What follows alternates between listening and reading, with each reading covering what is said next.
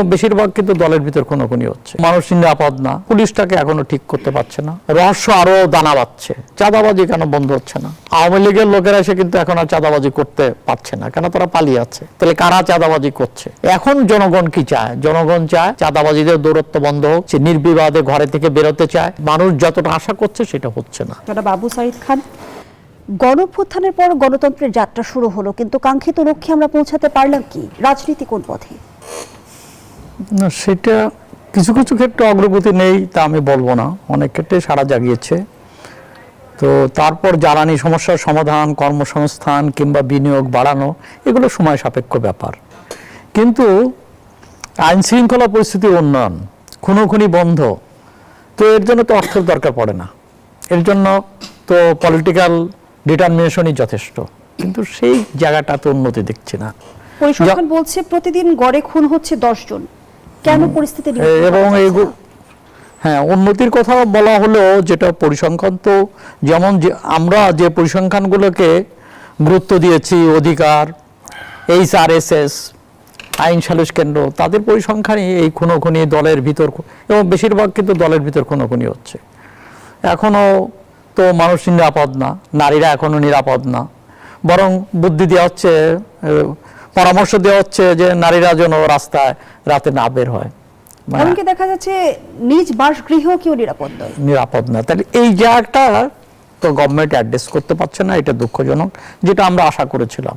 তো এর কারণটা হলো যে এর জন্য যেটা দরকার, যে কঠোর অবস্থানটা দরকার, সেই ক্ষেত্রে কিছু দুর্বলতা রয়েছে। যেমন পুলিশটাকে এখনো ঠিক করতে পারছে না, তো পুলিশটাকে তো ঠিক করা দরকার।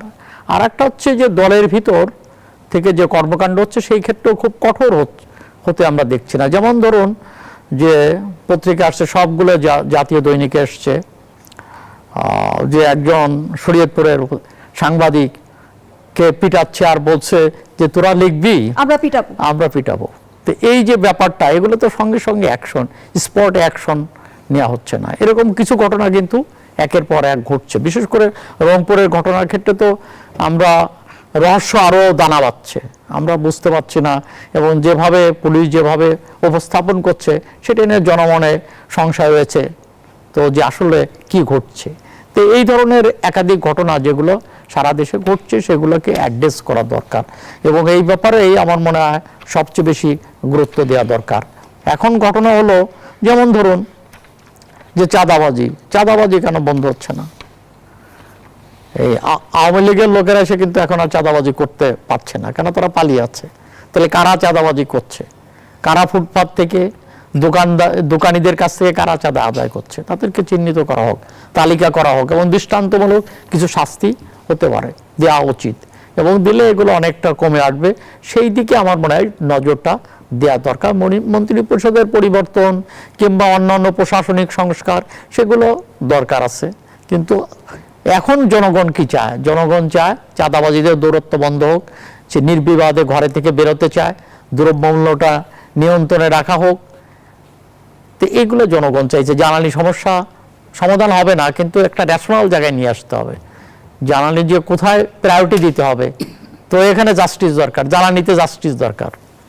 তো সেই জায়গাগুলোকে আমরা যতটা আশা করেছিলাম, হ্যাঁ ঠিক আছে যে জুলাইয়ের অভ্যুত্থানের মধ্য দিয়ে জনগণের আশা আকাশ ছোঁয়া, এটা ঠিক, কিন্তু তারপরে ঠিক আছে আকাশে তো আর পৌঁছতে পারবো না, কিন্তু কিছু কিছু জায়গায় সাফল্য আমরা দেখতে চাই। সেই সাফল্যর ক্ষেত্রে মানে মানুষ যতটা আশা করছে সেটা হচ্ছে না, এটা দুঃখজনক।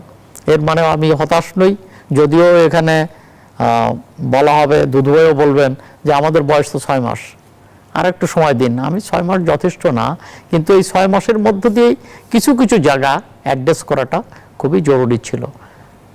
যেমন ধরেন যে ওয়েলফেয়ারের ক্ষেত্রে, সামাজিক সুরক্ষার ক্ষেত্রে কিছু পদক্ষেপ গ্রহণ করেছে, মানুষ প্রশংসিত হয়েছে। তো যে ঠিক আছে এই ব্যাপারে কিছু উদ্যোগ গ্রহণ করা হয়েছে, কিন্তু আইন শৃঙ্খলার ক্ষেত্রে এই উদ্যোগগুলো আমরা দেখছি না। এবং জ্বালানিটাকেও নিয়ন্ত্রণে আনা কিংবা বিকল্প জ্বালানি ব্যবস্থা গড়ে তোলার ক্ষেত্রেও সেই ধরনের ব্যাপারটা আমরা দেখছি না। অন্যান্য ক্ষেত্রে যতটা মন্ত্রীরা সরব, এই ক্ষেত্রে ততটা সরব না। এইটা আমার কাছে মনে হচ্ছে যে এই জায়গাগুলোকে নজরটা দেওয়া দরকার। ধন্যবাদ জানাচ্ছি আবু সাইদ খান। বজলুর রশিদ ফিরোজ, রাজনীতি কোন পথে শুরুটা এই প্রশ্ন দিয়ে করতে চাই। ধন্যবাদ আপনাকে এবং আমার সহ আলোচক দুইজন, সবাইকে শুভেচ্ছা জানাই এবং দর্শক শ্রোতাদেরকেও আমি ধন্যবাদ জানাই। রাজনীতি তো নানা সরল পথে এগোয় না। রাজনীতি মানেই হলো আঁকাবাঁকা পথে এগোবে, সর্পিল পথ রাজনীতি। সোজা পথে সরল পথে রাজনীতি হয় না। কাজেই বর্তমান সময়ে যেটা আছে, গণ অভ্যুত্থান পরবর্তীকালে 2 মাস তো 18 মাস অন্তর্বর্তীকালীন সরকারের মেয়াদ গেল এবং বর্তমান সরকারের, নির্বাচিত সরকারের 6 মাস। এই 6 মাসের মধ্যে সময় খুব অল্প, কিন্তু তারপরেও একটা গতিমুখ মানুষ দেখতে চায়। যে একটা কথা আছে না, যে মর্নিং শোজ দ্য ডেজ, কাজে দিনের সকালটা দিনটা কেমন যাবে এটা নির্ধারণ করে। তো সরকারের সেই দিকটা একটু মানে যদি বিশ্লেষণ করে, যদিও 6 মাসের মধ্যে সবটা বিশ্লেষণ করা অতটা সম্ভব না, কিন্তু সেই দিকে আমার মনে হয় যে বিশেষ করে এখানে উল্লেখ করলো, আপনিও বলেছেন যে আইন শৃঙ্খলা পরিস্থিতি, গ্যাস বিদ্যুতের সংকট, এই সমস্ত বিষয় সেগুলো নিয়ে যে খুবই গুরুত্বপূর্ণ যে পদক্ষেপ, সেই পদক্ষেপগুলো নেওয়ার ক্ষেত্রে একটু দুর্বলতাগুলো আছে।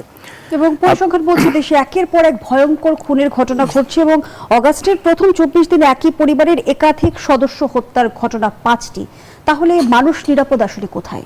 জি, সেটাই। এটা দেখেন, একটা তো ধরেন বিগত আওয়ামী লীগের আমলে যখন সাগর রুনি দম্পতি তাদের হত্যাকাণ্ডটা হলো, তখন কিন্তু আওয়ামী লীগের পক্ষ থেকে বলা হয়েছিল, বিশেষ করে শেখ হাসিনা এবং তৎকালীন স্বরাষ্ট্রমন্ত্রী প্রয়াত সাহারা বেগম, যে মানুষের বেডরুমের নিরাপত্তা দিতে পারবে না সরকার।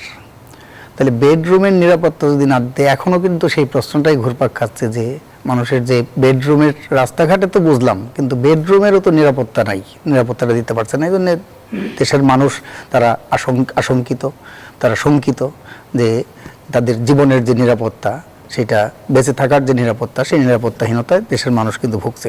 এবং সবচেয়ে লোমহর্ষক যে ঘটনা, সেটা বলছেন আপনি, যেটা বলছেন মানে এই আগস্টের এটা 5টা ঘটনা ঘটছে একই পরিবারের একাধিক সদস্য। এটা পত্রিকায় আজকে রিপোর্ট এসেছে, এখানে এটা 18টি ঘটনা ঘটছে। সেই 18টি ঘটনার মধ্যে 12টির মধ্যে 2 জন এক পরিবারের, 2টিতে 3 জন, 3টিতে 4 জন এবং 1টিতে 5 জন মারা গেছে। এটা হলো যে পরিসংখ্যান, পত্রিকায় আজকে এসেছে, কালের কণ্ঠেই খুব সম্ভবত। এবং 18টি ঘটনা 14টি আবাসস্থলে ঘটেছে। জি, এটা হলো 18টি ঘটনার মধ্যে 14টি আবাস, মানে বাড়ির ভিতর। এবং সেখানে বলা হচ্ছে যে এটা মাদক এবং জমি জমা সংক্রান্ত যে বিরোধ, যেগুলো